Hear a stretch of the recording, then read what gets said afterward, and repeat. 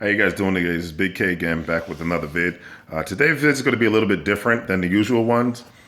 People have been watching my vids lately, paying attention to the YouTube, emailing me, DMing me, asking me a lot of questions. So I figured I'd give you a little bit of background on who am I, where'd I come from. But I'm actually not new to bodybuilding. I started in 2006. I started back with John De La Rosa, a good friend of mine. You guys just all know who he is. We started all competing, like most bodybuilders, at Martin Luther King High School back then in the natural circuit where all the shows were kept. And it wasn't what it was today. I think maybe a year after that, I think Moan Morrell started. So all of us, we started around the same time. And there was no social media. There was no Instagram. There was no men's physique. There was no classic physique. There was no bikini. There was no outlet for me to even put this vid up for you to look at right now. It was very different back then. And we were a lot smaller back then. I think I stopped competing in about 2009, 2010. And I got sick with a weird ailment. I got chronic hiccups, and you might laugh and be like, hiccups, how did that stop you from competing? But it got so bad that I was unable to compete. I was unable to lift in the gym. I couldn't get a workout in. I couldn't get my meals in. And I still suffer from it now, but I'm able to manage it and make it manageable so I can compete. I stopped competing in 2009, 2010, and the only other competitor I know that had that ailment was Rodney Sinclair. And he's a good friend of mine, and we spoke about it, and he still goes through it to this day. I took about 4 or 5 years off from the gym, and I got to tell you, I was ready to quit. I was ready to be done with bodybuilding. And I actually was going to go to school to become an accountant because that's what my degree is, in accounting. But I said, you know what? I'm going to give it one more shot. I want to get back on stage. I want to do it again. And I'm glad I made that decision because I've been back now competing almost 3 years now. I've been back in the gym, and I managed to control the hiccups and put back on a lot of size and get a hell of a lot better. So, not bad for somebody who's been off stage for 5 years, not competing, to now, taking off all that time. But I know there's just a lot more work to do. But I bring all this up, because of my philosophy and how I am in the gym. I'm not everyone's cup of tea with my intensity in the gym and my outlook on training. And that's okay because I don't want everyone to like me and what I believe in.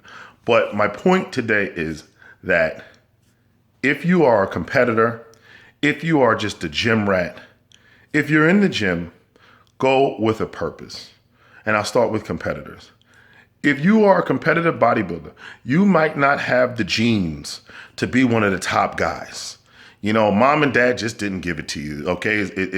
That's just the way it is. But there's no excuse for not giving effort. There's no excuse for not giving everything that you have when you train.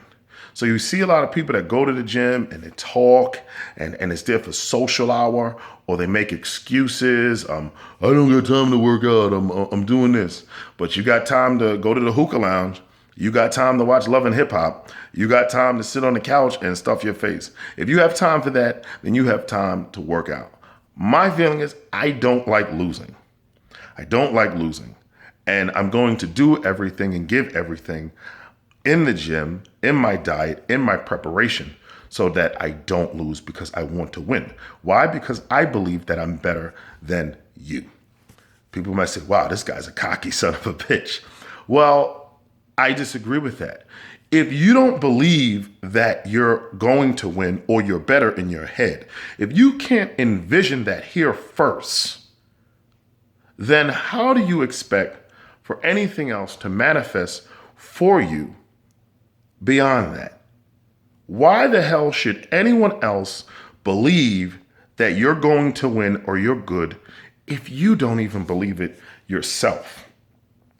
Makes sense, right? So if you have admitted to defeat here, then you've already lost before you stepped on stage. So you might as well not even waste your time. And that's how I feel. When I go in the gym, I am intense. I want to go there feeling like I gave it my all in working out. People who know me can attest to this. There's no excuse for not giving effort. Some people might be more genetically gifted than you. That's just how it is. But there's no excuse for not giving it your all. And you better believe, you look at my videos, people who know me personally, who train with me, I'm going to give it everything. Get up, work out, go to the gym. Don't just go there to take selfies and advertise your new matching gym wear. If you made the effort to go to the gym, then make the effort to put in the work. You would at your job, well, most of you would at your job, or whatever use you do, but it's your body. You'll spend money on clothes and fashion wear and cars and watches, but you won't spend money and put that effort in to your body. Think about that for a minute. This is your body. This is your temple. This is yours. Okay? If the body is not there, then you can't even put the clothes on it. So do what you have to do for you. Make yourself a better person in getting motivated and getting fit and busting your ass. Work hard in the gym. All competitors, give it your all. And if people think you got a chip on your shoulder, oh well. I could care less, because at the end of the day, I'm on stage by myself. I'm not holding your hand. All right? Little words of motivation from Big K. I hope you take the time out to look at this. And some of you might not like it, but oh well.